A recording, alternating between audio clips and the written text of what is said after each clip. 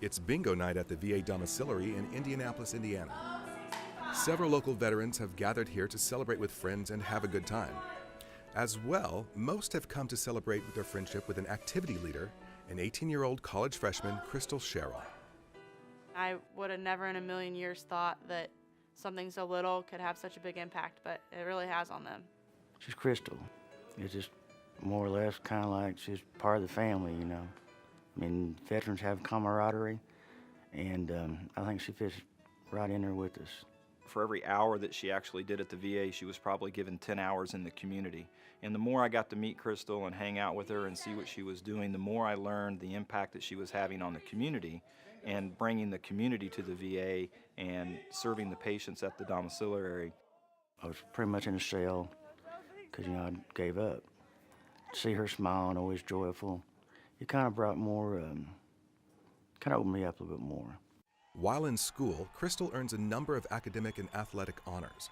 When she's out of the classroom, she devotes much of her time to volunteering for veterans' causes. It is a passion she continues to fuel through her time and service, a passion that has earned her the James H. Parke Scholarship Award for Youth Volunteerism, presented annually by the James H. Parke Memorial Fund. I think if you find something that you're truly passionate about and something that's really close to your heart, then even as one person, you can make a big difference. So I started for my Girl Scout Gold Award project. I made lap blankets and delivered them to patients, not only just their legs and their body temperature, but warm their hearts as well.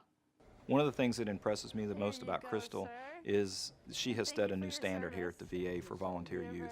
And a lot of the youth that we have in our program are now looking up to her and trying to figure out ways where they can then stretch their own boundaries. Her cause continued to grow.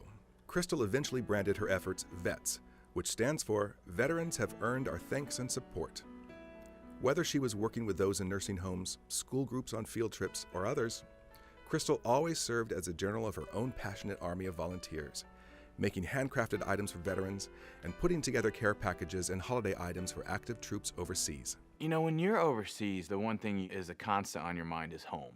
So when you receive packages, especially during the holidays, and Krystal did the Christmas trees, it means so much to us over there. It's just a reminder that we're not forgotten. Others have also honored Krystal for her volunteer efforts. She was a guest at the White House in the spring of 2012 and has been a special contributor to President Obama's blog, Joining Forces, a site for military families and volunteers. Veterans are an incredible group of people to give back to hear their stories and to be inspired by them like I have been the last few years. I wouldn't trade it for the world. Her work with the wounded has touched her life deeply. She is committed to a career in a pharmacy, hoping to serve in an area VA hospital. She was our first student to go through a career shadow program, which is run by voluntary service. We find mentors in the VA that we can assign them to, and they learn all aspects. It was really neat to see her grow and learn more about the pharmaceutical area where she was placed and learn and develop relationships with the pharmaceutical staff. In one area of the VA, she's Ms. Sherrill, a hardworking pharmacy student. But back over in the domiciliary, she's just Krystal, a person driven by compassion. A person who gives out gifts to American veterans just as she continues to remember the gifts they have given to her. Bingo! And to all of us.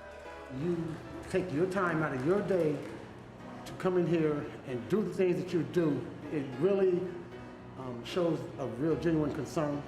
So for you, I genuinely wish the ultimate in happiness, the ultimate in career success, and may you and your parents continue to have a happy, prosperous relationship and careers in all you do. And God bless you tremendously, tremendously. Oh, thank you so much. God bless you too.